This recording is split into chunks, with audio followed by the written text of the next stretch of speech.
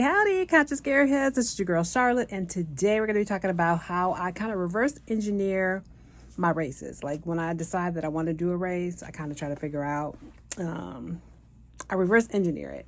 And a lot of that has to do with the fact that then that will help me decide whether or not I'm going to do the race at all. Because sometimes I'll just check out everything I need to know about the race, and then I will figure out if that's the race I'm going to do. So the first thing I do is I sign into Ultra Sign Up. I go to Ultra Sign Up. I love this website. It has everything about all the different races, everything you need. And it's just a great place to look for any ultra races that you might want to do. And as far as I know, it pretty much has a majority of the ultra races across the country, although it doesn't have them all. And like I said, I'll just sign in and look for what I'm looking for, and go from there. Okay, so in this case, I am looking for. So first of all, let's take a moment to just look at the website for a minute. I forgot that I'm still kind of scrolling on the screen here. You'll see there's just so many really cool races that go on all across the country, and this is, the place to look for any race that you want to do. In this case, I'm looking for JFK, and I keep pressing enter and nothing is coming up. So I guess JFK may not be in Ultra Sign Up. There's another website that races use. I think it's called Run Sign Up. So here, I'm just going to go to JFK's website and see what's going on. All right, so here we go. All right, so now we're at the JFK website, JFK 50 miler, and let's see. So you can just see the website. You see it's sponsored by Ultra, which is I love Ultra. Those are shoes that I wear mostly, especially when I'm doing races. And then the website gives you a lot of details. So one of the things I do, like if I'm going to do a race, this is how I reverse engineer. First of all, I start off with looking at race results. I look at like what happened last year. I look at how many women my age, for the most part, entered into the race. Here, let me see if I can find that. Here's the overall. See, some websites will tell me like exactly how many people ran, how many, yeah, they'll make it more summary style. In this case, I don't know. Hang on, let me figure it out. All right, let's go to females 50 to 59. Hang on. I was hoping there was something where I could see more summary, but it doesn't look like there is. So I'm going to, okay, here, let's go here. I'm just going to go to female 50 to 59. So here we are, and we can see all the women that are in the category between 50 and 59. What I like to do is I like to look and see how many women ran. So there's a good number of women there. It looks like 23 women in that age category did the race last year. So there will probably be that many, if not more, this year. I'm not doing a race this year, although I had planned to, but just couldn't figure out how to get my training done in advance, as well as I just had scheduling a lot of other events. Okay, so here we are. We know there's about 23 women that ran this race. We look at the first division place winner. She was able to complete the 50-mile race in 8 hours and 58 minutes, which is pretty good. I'm about 10 to 11 hours on 50 miles. So I wouldn't really be competitive in this category. I just click that chip time just for it to put it in order. And we can see that most of these women completed the race 8 hours. The next two were 9 hours and 50 minutes. And then it looks like going on from there, the top three completed the 50 miles under 10 hours, which is good. I would probably not ever do that. Also, that first place winner she placed 26 overall. So that's really awesome for a woman. And so that's super cool that in this age division that not only can you place in your own category division, but also you can do a decent placement overall in the whole entire race. So I just scroll down. I see the women, I see the times. I'm probably more around the 11 or 12 mark. So yeah, and we see here this person finished at 12:58, which is right before the deadline, which is 13 hours. And also what they show you here is the pace. So you got to think to yourself, do I have a 15-minute, what do I run? Do I typically run a 15-minute pace? I would say, like, for instance, if I was running and I only ran a 15-minute mile pace, I would not do this race because I probably wouldn't complete it by the end. And the reason why is because you got to think about what is your pace now, and then what's your pace going to be after 10 miles, after 20 miles, after 30 miles, after 40 miles, after 50 miles. And a lot of times we slow down.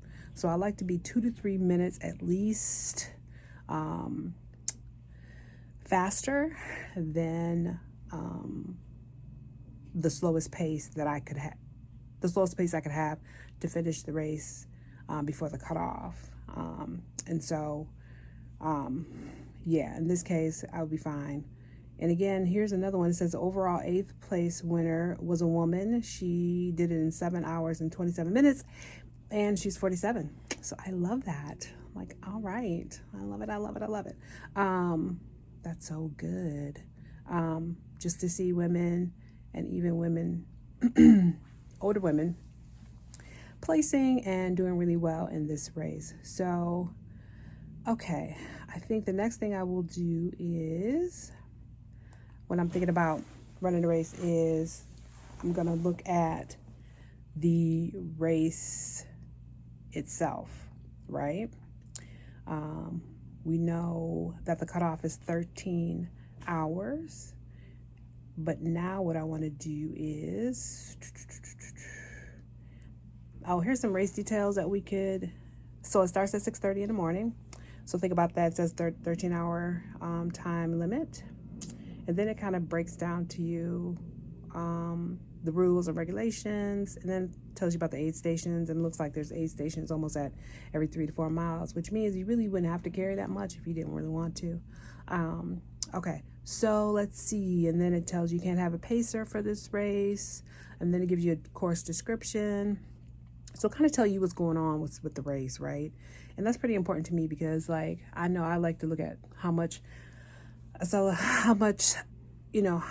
climbing I got to do, what the terrain is going to kind of be like, because I have my preferences for different things, especially it depends on the time of the year. So right now it's a little cold, so I'm not going to want to be in water too much.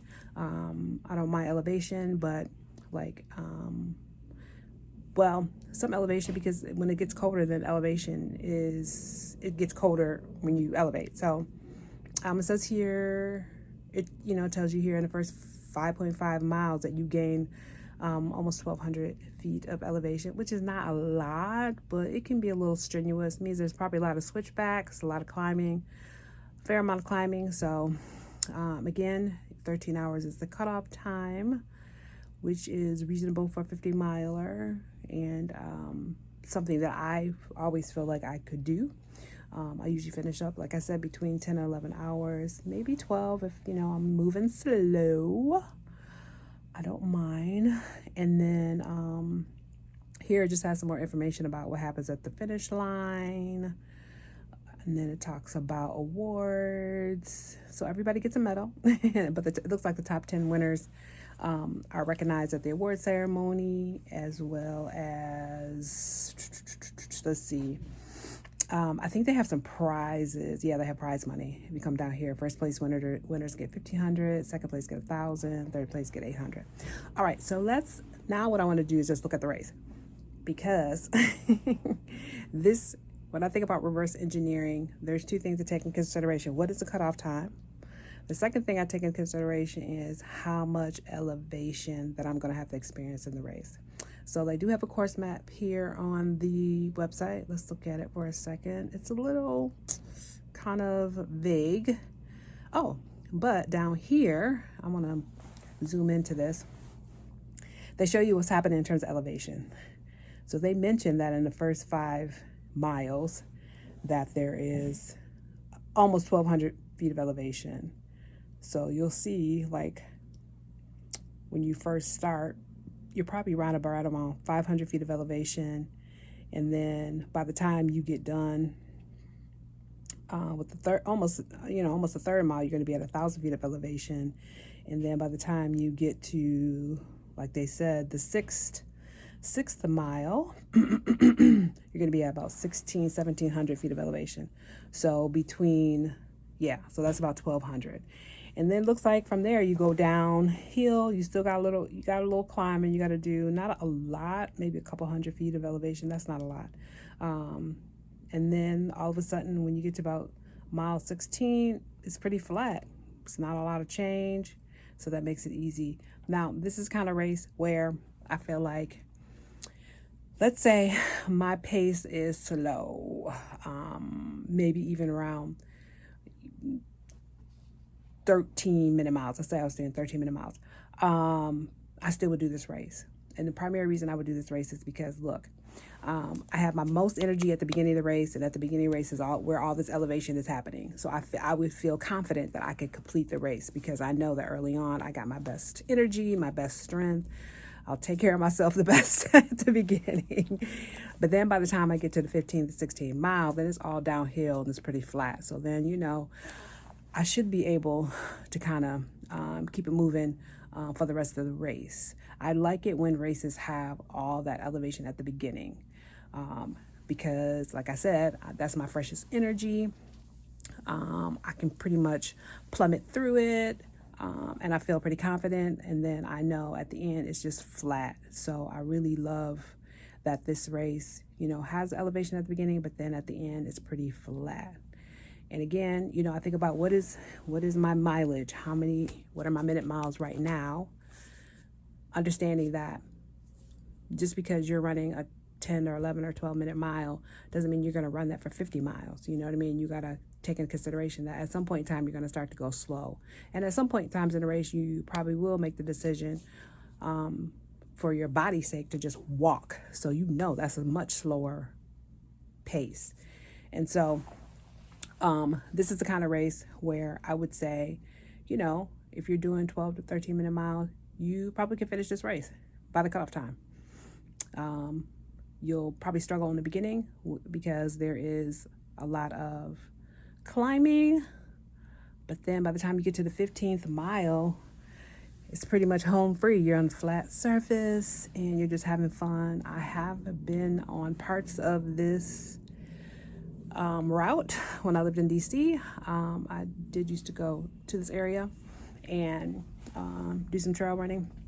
So it's a great race to do. It's one to consider. I think this is really what I would call a beginner-friendly race. I would say even you could do it as your first race. It's pretty easy. I will say that typically it's cold in that area at that time of year, so be prepared for that. I'm living in Arizona now, so doing races on the East Coast in the fall or late fall may be a little bit challenging for me because I'm not used to being in the cold like I used to when I lived in Michigan. And just be prepared. Like, you're going to wear layers. As you see with all those aid stations, there was a lot of drop off. There are a lot of drop off places too. So you could, change your shoes, change your clothes. A lot of times we're having those races, you start off, it's super cold. I mean, freezing cold. And then by probably like 10, 11 o'clock, it starts to get hot. So then, the weather will change and you will have to be able to adapt to that. But other than that, I think this is a beginner-friendly race. I highly recommend it. I have not done it yet. I keep saying I'm going to do it. I was hoping I would do it this year, but the business really has taken over my life, and I've got to figure out how to get back to ultra running. And so I'm really going to make it my business to do it next year. But for those of you ever, looking for a race or looking for a ways to figure out how to pick my first ultra marathon, this might be a strategy to use. It's kind of look at the race, look at when it's going to be, what time of year it's going to be, look at the course, look at elevation, look at what the weather would typically be at that time of year, and then look at what the cutoff time is. And think about where you are as it relates to your running journey and your pace and your speed, and take into consideration that you are going to slow down. People think that they run 10-minute miles. You're not going to run 10-minute miles the whole 50 miles. I mean, unless you're an elite athlete, which of course you could be. So, in that case, yeah, you could do it. But for us average folks, we just got to take consideration what our pace is right now, what we anticipate our pace will be, how much it will potentially slow down over mileage, and then figure out if that's the right race for us, and also timing. So I know my body, when I'm at optimal training, I know I'm doing 11-12-minute miles, and I will probably slow down to maybe 13, 14 some of the times. And so I will feel confident in my capacity and ability to do like this kind of race. If it had more elevation, and if it was in a climate that was super, super hot, I might not. I might not try it. But in this case, I think this was a good one. So thank you guys so much for tuning in. I hope this has been helpful for those of you considering doing your first ultra. Don't be afraid, just do it. That's what DNFs are for. Do your best, and then you can always do it again next year. So thank you guys for tuning in, and I'll see you in the next video. Peace and love. Take care now. Bye-bye.